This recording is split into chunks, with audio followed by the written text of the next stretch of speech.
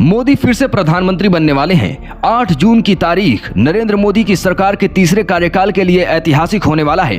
पंडित जवाहरलाल नेहरू के बाद नरेंद्र मोदी लगातार तीसरी बार प्रधानमंत्री पद संभालने वाले नेता बनेंगे। पर सवाल ये कि इस बार के मंत्रिमंडल में किन नेताओं को शामिल किया जाएगा, राजस्थान के किन नेताओं की चर्चा है और इससे पहले जब एनडीए की सरकार बनी थी तब कितने सांसदों को मौका मिला, आइए जानते हैं। बता दें कि साल 2019 में राजस्थान से 4 सांसद मंत्री बने थे। तब बीजेपी ने 25 में से 24 सीटों पर कब्जा जमाया था। पर इस बार हालात अलग हैं। बीजेपी 14 सीटों पर ही सिमट कर रह गई है। इस हार के साथ ही चर्चा होने लगी है कि राजस्थान को मोदी कैबिनेट में कितनी जगह मिलेगी, साथ ही यहां से दावेदार कौन कौन होंगे। 2019 में गजेंद्र सिंह शेखावत, कैलाश चौधरी, भूपेंद्र यादव और अर्जुन मेघवाल मोदी कैबिनेट में शामिल थे, जबकि ओम बिरला को लोकसभा अध्यक्ष बनाया गया था।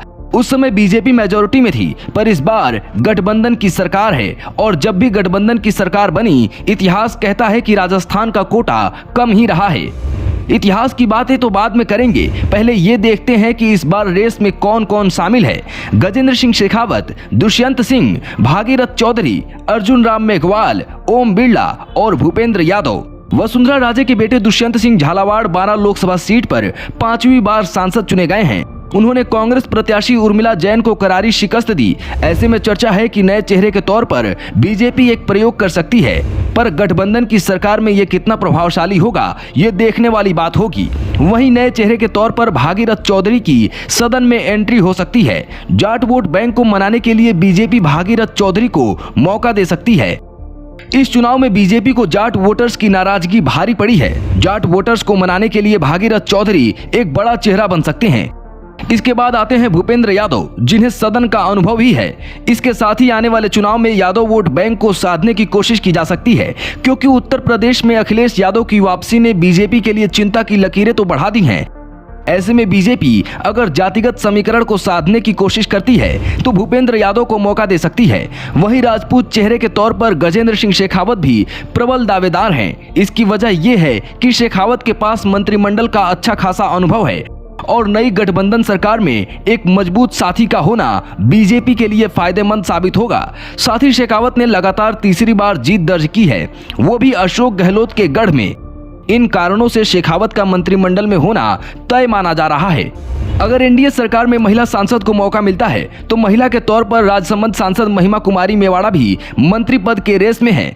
सबसे ज्यादा वोटों से महिमा ने जीत हासिल की है। हालांकि मंत्रिमंडल में इन्हें जगह मिलेगी, इसकी उम्मीद कम है। वजह यह कि महिमा कुमारी की एंट्री राजनीति में नई हुई है।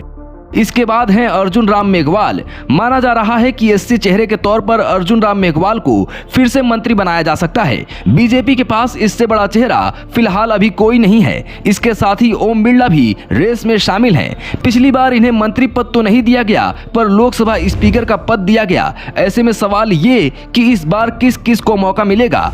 अब गठबंधन सरकार का इतिहास देखें तो 2 को ही मौका मिलता हुआ नजर आता है। 1996 में अटल बिहारी वाजपेयी की एनडीए सरकार में राजस्थान से भाजपा के 12 प्रत्याशी जीते थे, जिसमें जसवंत सिंह को मंत्री बनाया गया। 1998 में वाजपेयी की दूसरी एनडीए सरकार में राजस्थान से भाजपा के 5 प्रत्याशी जीते, जिसमें पहले वसुंधरा राजे को, फिर 1 साल बाद जसवंत सिंह को मंत्री बनाया गया, यानी 2 को ही मौका मिला। 1999 में वाजपेयी की तीसरी एनडीए सरकार में राजस्थान से 16 प्रत्याशी जीते, जिसमें वसुंधरा राजे और जसवंत सिंह को मंत्री बनाया गया। इसके बाद में जसकौर मीणा को भी मंत्री पद दिया गया। 2024 में मोदी की तीसरी एनडीए सरकार में राजस्थान से 14 प्रत्याशी जीते हैं। अब इनमें से किसको मंत्री बनाया जाएगा, ये देखने वाली बात होगी कि क्या नई सरकार में जातिगत समीकरणों को साधा जाएगा या फिर काम के आधार पर चुनाव होगा। Bureau report, political panchayat.